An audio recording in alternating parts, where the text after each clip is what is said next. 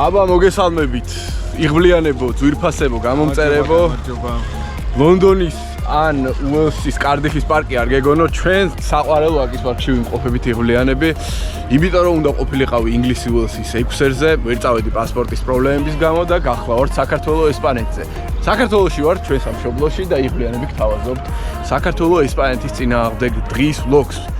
ხედავთ და უნდა ვნახოთ როგორი არის ატმოსფერო, როგორი არის ფანზონა და შევადაროთ წინა კარდიფის ვლოგს, რომ კარდიფში ვნახეთ როგორი იყო სარაგბო დღე და ახლა საქართველოში უნდა ვნახოთ როგორია პაპინა არის ჩვენთან ერთად. რა შვები პაპინა? ქართული ვლოგი.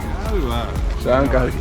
ძალიან კარგი. რატო ვართ ვაკის პარკში? იმიტომ რომ მიხეილ მესხზე არის თამაში და ბავშვობაში პატარები რო ვიყავით მიხეილ მესხიდან ვიპარებოდი ხოლმე. ეხლა არ ვაპირებ შეპარვას, ეხლა წინ ბევრი რაღაცა არის პოდკასტი.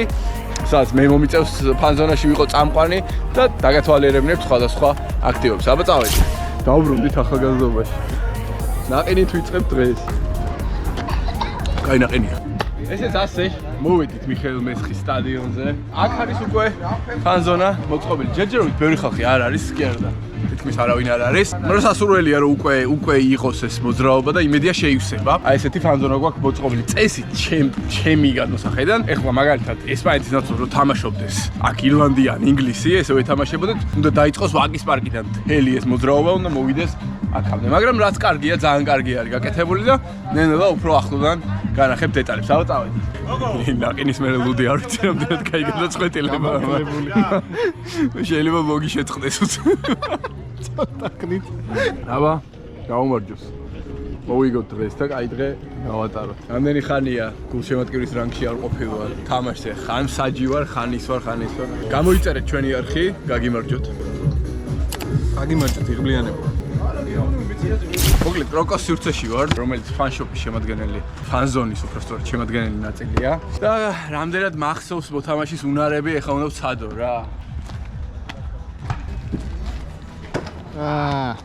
დავჟანგდი რა, დავჟანგდი. ბავშვობაში 10-დან 8 შევაგდები, კაი პასი ხონდა. თაჯმოს მივხვდი ომია ისე რა. მოკლედ რეფლექსების როა რა, უნდა ვცადო ეხლა Call of Duty-ში რამდენად.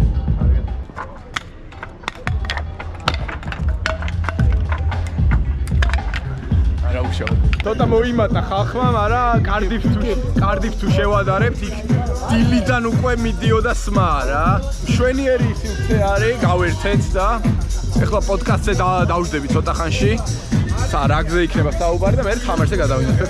აი ესეთი მერჩი გვაქვს და შეგვილია ახლა ესეთი მაგარი ბუქთები, ასაცველი, რელოკები. შეიძინოთ და მოკლედ გახდეთ საქართველოს ეროვნული ნაკრების კიდევ უფრო მაგარი გულშემატკივარი.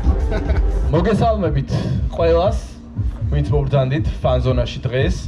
მოგესალმებათ, ფინალის დღე არის საქართველოს ეთამაშება მასპინძლობს ესპანეთს. ჩვენთვის უკვე კარგად ნაცნობ და ცოტა არ იყოს გადაზრდილ ტურნირზე რაგბი ევროპაზე, სადაც აბსოლუტურად ფავორიტები ვართ და დღესაც დამტკიცდება მეეჭვი არ მეპარება. ახალგაზრდებს არ ვაძლევ მაგალითს, მაგრამ მოხდა ის რაც ხდება ხოლმე რა. არ ვსვავდი, მაგრამ ეხლა მანქანის დატოვება მოგეცი.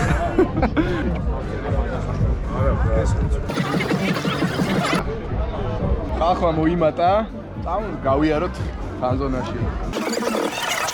შვენიერი დღე არის რა, ამაზე კაი სარაგბო დღე. და ესეთი სივრცე ხალხისთვის ძალიან მაგარია. ლუდი, რაგბი, კარდიფში უფრო მასშტაბურად არის, რა თქმა უნდა ეს ყველაფერი, მაგრამ კარგია რომ მაგზაზე ვდგავარ ჩვენ. შვენიერი. უკა გაიცანით. ქართული, არა მარტო რაგბის, არამედ სპორტული ჟურნალისტიკის გურუ. ჩვენთვის ეს ტურნირი ძალიან გადაჭრილია. იმიტომ რომ მიგვაჩვენეს სპორტყალოს ხდება რამდენად მაღლად განან ავტორი. ამიტომ გეთანხმები აბსოლუტურად.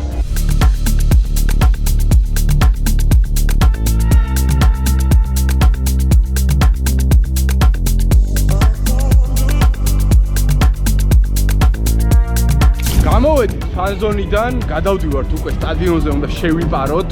ძველ დროს ვიხსენებ და იმედია შევიპარებით. აბა შევიდეთ ახლა სტადიონზე და უკვე თამაში იწყება. გაგე, მოვედით. ტესტო დაგვეხმარა შეპარვაში. აი ესეთი არის ჩვენი მიხეილ მესხი ახლა. ფეხბურთის სტადიონი კი არის, ქირაო და სასურველია რომ ჩვენი სტადიონი გქონდეს.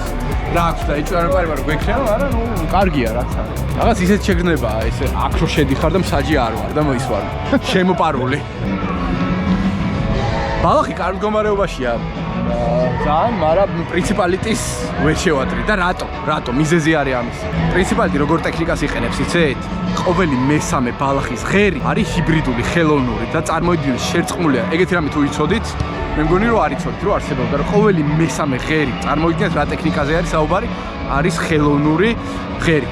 და რამაგრა ერწყვის ბუნებრივ და ამიტომ არის ძალიან მაგარი საფარი. თავი განსხვავება კარდიფის ატმოსფეროსა და აქაურობას შორის არის, რომ არ არის სავსე სტადიონი და სამწუხაროდ. მართალია ხა არ ყავს ისეთი მეტოქე რო გავგიჟდეთ, მაგრამ სავსე უნდა იყოს რა, ანუ 70% 83-მდე მაინც უნდა იყოს სავსე. სამწუხაროდ არ არის. და კიდე უსარგებლო ტაბლოს დათვლად კაი ეკრანი, ხარისხიანი დიდი ეკრანი უნდა იყოს 1 და 1 სადაც ყველა დაინახავს რა ხდება რაგბის თამაშზე. რა ეს არის ძალიან აუცილებელი დეტალი, რომელიც უნდა მოხდეს. ეხლა ველოდებით თამაშს.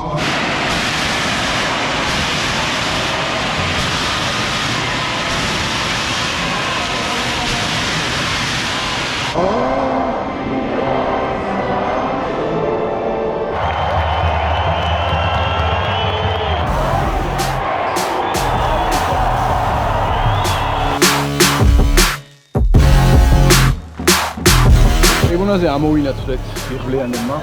გომას ჯობია რომ ცოტა შეუგუო.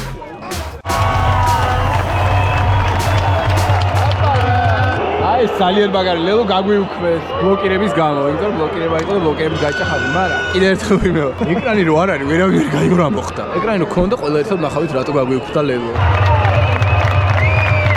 აინს დავდე, ჩარა. აინს შევტენე ძალისმერი.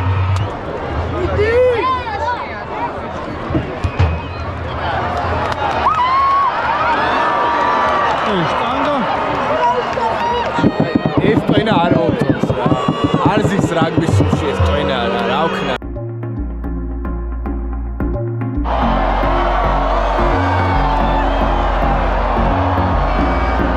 აბა ვიგებთ უკვე 34-16 დიდგორი მოუწყეთ. აშკარა უპირატესობით თამაშობთ უკვე როგორც მოსაუბნელი იყო.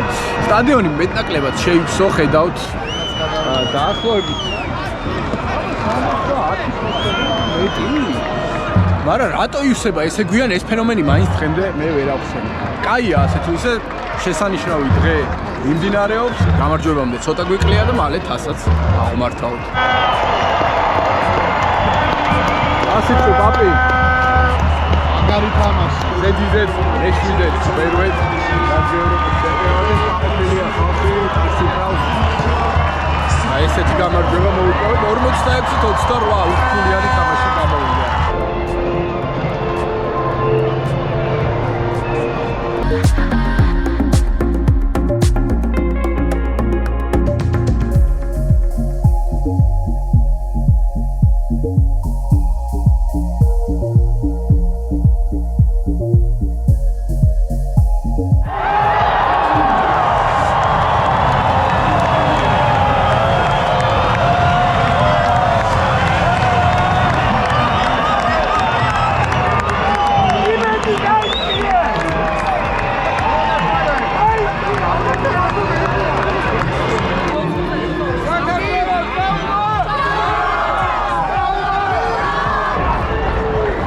საჯებსაც მადლობა რა თქმა უნდა, ასეთი ფინალისტი.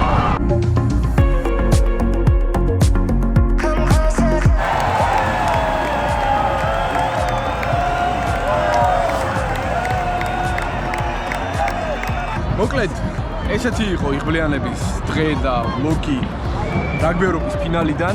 მე და პაპინა შემოყვარულები ვიყავით სტადიონზე. იმედია ისიამოვნეთ ფანზონით, იმედია ისიამოვნეთ მოედნით და ახლო ხედებით ისე აღმოჩნდა რომ საქართველოში ვიყავი და შემოგთავაზეთ. გამოიწერეთ ჩვენი არხი. წინ რა თქმა უნდა საინტერესო ვიდეოებია, იმიტომ რომ ისე ვიწყება უცხოეთში გიჟური ფრენები. დიდი მადლობა ყველა სპორტებისთვის.